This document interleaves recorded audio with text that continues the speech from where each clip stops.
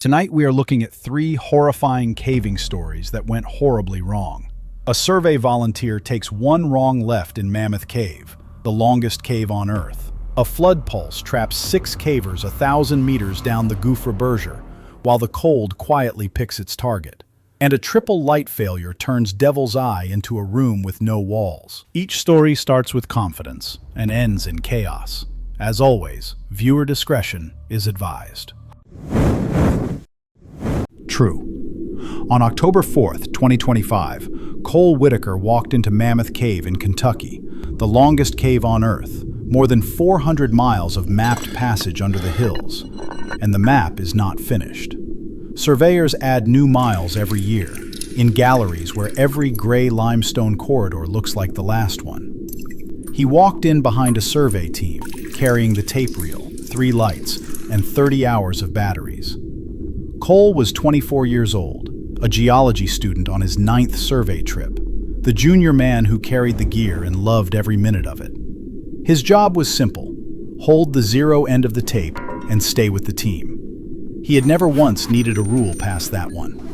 Here is what you need to understand about the longest cave on Earth.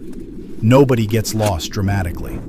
They get lost politely, one reasonable decision at a time, in passages that agree with every wrong guess.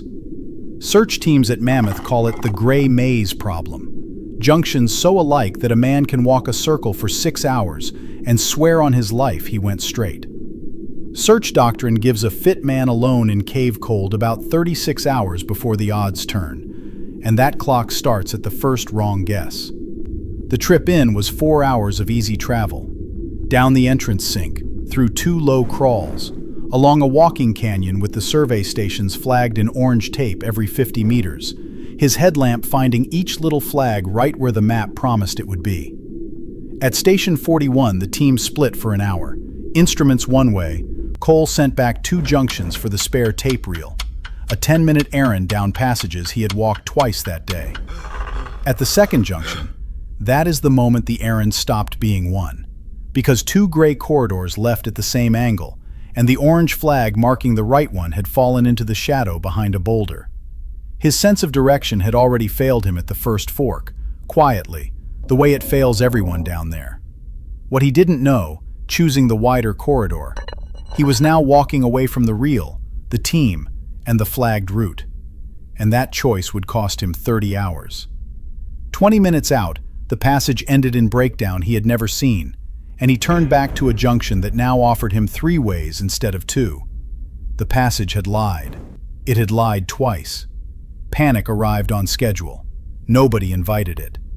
He sat down right there on the cold flowstone, and that was the moment he understood he was lost in the longest cave on Earth. Because this is the psychology of lost. The body floods with fuel to run, and running is the one move that kills. Every junction taken at panic speed multiplies the maze against you. Watch the arithmetic Cole was carrying. 30 hours of light across 3 lamps if he rationed. A team that would miss him inside 1 hour and start a search inside 3. And against that, the gray maze. 400 miles of mapped passage and a search grid that grows by the square of every hour a lost man keeps moving. And this is the part that decides everything when you are lost underground. You stop.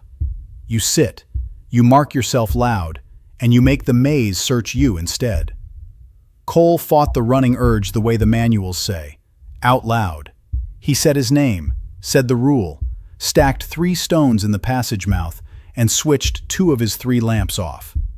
The dark that closed in hissed with his own blood pressure. He stayed.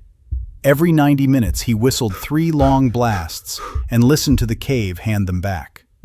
Somewhere in hour 5 he stopped hearing echoes and started hearing voices in them. He wrote in his survey book, Hour 5, hearing things, still sitting, still sitting. The searchers found the 3 stacked stones at hour 9, his marker, 2 junctions from the fallen flag, and the whistle answered their shouts on the second try. They walked out the 4 easy hours together, and the team leader kept one hand on Cole's shoulder the whole way. Not because he might fall, because he had sat still in the dark for 9 hours, and that is harder than any crawl in the system. Cole was rescued 9 hours and 40 minutes after the flag fell, cold and hoarse and completely intact, and the incident report ruled that the flag had failed, not the man, and that his response was the textbook, the stones, the stationary discipline, the rationed light. The survey teams at Mammoth changed one thing that season, on the report's only recommendation. Flags are now doubled at every junction on the errand routes, 2 meters apart, because one flag can fall, and one man survived it. His survey book from that night sits under glass at the research station, open to the page that reads Hour 5 in a steady hand. Cole still surveys the longest cave on Earth, and he tells every junior who carries the tape the rule that saved him, usually at the second junction of the day. The cave cannot outweight a man who refuses to move. 9 hours proved it. 3 stones marked it. It can only outweight the ones who run. The Gouffre Berger in the French Vercors was the first cave to carry explorers below 1,000 meters, and cavers have called it the Easy Deep Cave ever since. Wide galleries and a warm reputation. The rescue teams of Grenoble use a different name for the Berger. They call it the Trap, with good reviews. On August 9, 2025, Renata Fischer led a team of 6 down it with a 2-day plan and a clear forecast. Renata was 45 years old, a school teacher from Freiburg who had led expeditions on 3 continents. The leader clubs requested by name when the trip was deep and the team was young. Her daughters got a postcard from every entrance, with the same famous rule on the back. The mountain decides the schedule. We just read it. Here is what you need to understand about the Berger. It is a drain. The plateau above it collects the weather of half the Vercors and sends it down one hole. After a mist storm, the floodwater in the lower canyons can rise a meter every 30 minutes. The water is famous. The real killer is quieter. Canyon galleries of spray and wind at 6 degrees, where a soaked caver sheds a degree of core heat every 40 minutes, and the loss compounds like interest. If you have ever wondered how strong people fade underground, it is rarely the river. It is the ledger the cold keeps while you watch the river. The descent went like the guidebook. The entrance shafts in clean rope work, the great gallery at 500 meters by early evening, camp at 600 with hot food and dry bags. They woke to the sound every Berger caver knows from stories. A low rumble in the rock, far above, arriving ahead of any water like a drum roll before the act. Renata had the team packed in 9 minutes. The mountain had decided the schedule. At the base of the canyons, that is the moment the retreat met the river. The flood pulse was coming down the shafts they needed, turning every pitch into a fire hose with a rope in it. The 2-day plan had already failed, because the exit now cost a waiting game against water. What she didn't know yet, counting heads on the dry ledge, the water would not be the collector. And that delay would hand 6 people to the cold. The pulse boomed through the gallery like a train passing, and the spray hissed off the walls ahead of it. The wind followed. Panic tried the youngest. Renata got there sooner. Nobody broke. She put the team into a huddle behind a boulder the size of a bus and started the oldest fight in caving: heat against hours. Because this is what 6 degrees of wet, moving air does. It steals a body's heat faster than food and shivering can mint it, and it takes from the smallest first. And if you are the leader, it takes from you last, and worst, because you spend yours on everyone else. Watch the ledger Renata ran on that ledge. 6 cavers, 1 stove, 9 meals, 2 survival bags between them. A flood pulse the old accounts priced at 12 hours of patience, and a cold that was pricing every one of those hours against the thinnest body on the team, hers. She ran the huddle like a ward. Rotations every 20 minutes, the wettest into the middle, sugar on a schedule, and every mouth counting out loud so she could hear the slurring start before its owner felt it. By the 8th hour, the drum roll above had softened, and the water was visibly dropping down the walls. By the 10th, the pitches were climbable. She sent the strongest pair up first with the message, and the young ones after them, one by one, warmest first. She went last, the way she always went last. On the fourth pitch, her hands stopped answering, and she called the halt on herself in a voice gone flat and slow, the voice she had taught 6 people to listen for all night. The Grenoble rescue met the team at the 500-meter gallery, summoned by the first pair out, with heat packs, dry suits, and a stretcher they had packed on reflex. They wrapped Renata mid-rope, core temperature 29 degrees, still conscious, still counting her team out loud. 5 walked out of the Berger. She rode the stretcher up the last 300 meters, through shafts rigged by strangers who knew her name. They reached the plateau at dawn, 41 hours after the drum roll, and the helicopter team took her with a pulse the medic called a rumor. Renata Fischer died on the flight to Grenoble, 11 minutes from the hospital, with all 6 of her team alive above ground because of the ward she ran on a ledge. The report ruled it hypothermia in the recovery phase, the heat debt collected after the danger had passed, as it usually is, and noted in dry French that the leader's protocol had a 100% survival rate among those it was spent on. 5 names walked out. The 6th carried them there, 20 counted minutes at a time. The clubs that descend the first 1,000-meter cave on Earth now teach the Fischer count. Every mouth speaks every 20 minutes, and the leader's own voice goes on the list, at the top. The Berger's water still gets the headlines. Her funeral filled a village church with cavers from 3 continents who knew better, and 2 daughters read the postcards out loud, all 40 of them, rule side up. The cold is the collector, and it takes the ones who spend themselves keeping others warm. True. Devil's Eye at Ginny Springs in Florida is one of the deadliest stretches of cave diving water in America. A spring so clear and so close to the road that it has been schooling divers and burying the unready for 50 years. The water is gin. The cave under it does not care. On March 22, 2026, Dana Kroll dropped through the eye with twin tanks at 200 bar and a 60-minute plan for the gallery past the lips. Dana was 31 years old, an ER nurse from Tampa, who had logged 300 cave dives, 9 of them in this system that year.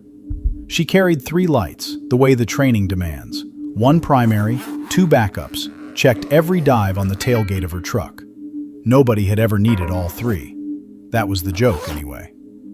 Here is what you need to understand about Devil's Eye. The clarity is alone.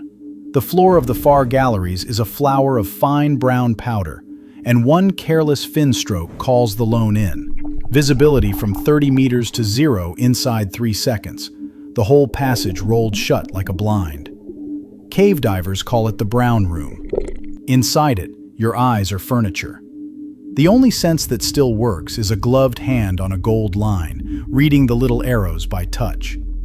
The way in was the postcard, down through the eye, through the cobbled ear, past the lips where the current pushes back, and along the main line into galleries of pale rock and black shadow.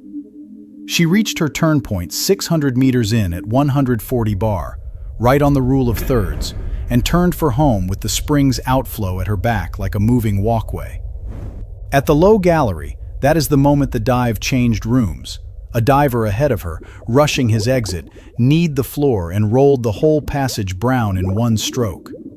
Her primary light had already failed her because glare in silt is not light. A lantern in fog, all halo, no reach.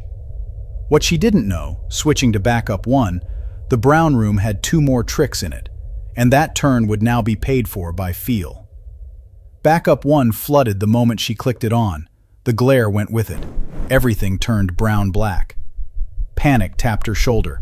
Her hand found the line, and she was already moving, thumb and forefinger around the gold line in an OK sign she could not see, breathing slow on purpose while the regulator hissed its steady count.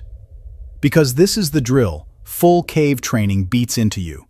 In 0 visibility, you do not swim through the water. You swim through the line, touch by touch, 1 careful meter every 2 seconds, And the line knows the way out even when you know nothing. Watch her account. 600 meters of line between her and the eye, 40 minutes of it at touch speed. 140 bar becoming 120 as the work of blind travel taxed every breath.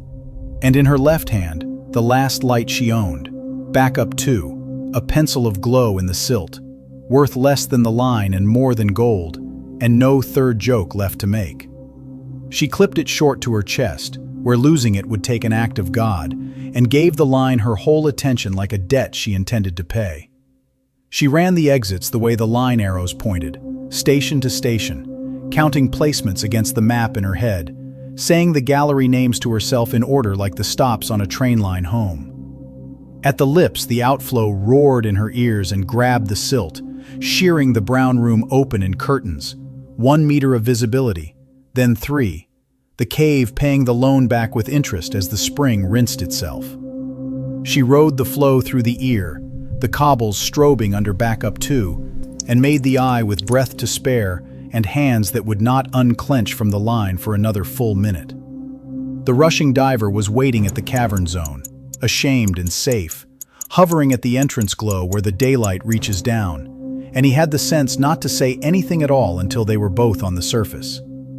Dana Kroll surfaced in the spring basin 38 minutes after the silt-out began, with 60 bar in her doubles, 2 dead lights clipped off like trophies, and the third still burning in her fist.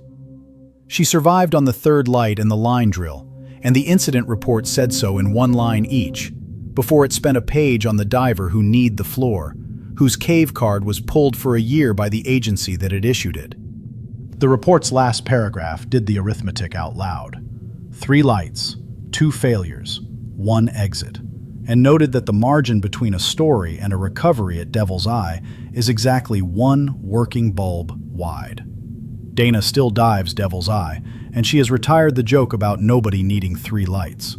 Her briefing for new full cave divers now ends at the spring basin, pointing down through 30 meters of gin-clear water at the eye. One of the deadliest classrooms in America, she tells them, and the tuition is due in seconds. 1 light, 1 fin stroke, 1 loan called in.